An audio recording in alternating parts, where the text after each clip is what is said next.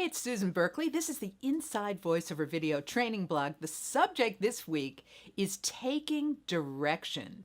So sometimes you get really lucky and you have a directed session, which means the producer, the director, the customer is on the telephone while you're performing. Occasionally it's during an audition, but generally it's after you've booked the job.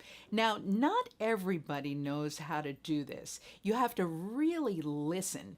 I've observed some of these sessions and I see talent just racing on without paying any attention whatsoever to what's being said to them.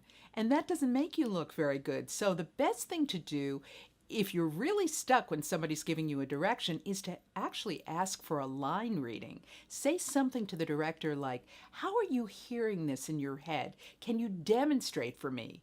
And then they'll read a line and then you try to imitate them exactly as they read it. And you can go through the entire spot line by line by line, imitating their intonation, their pacing.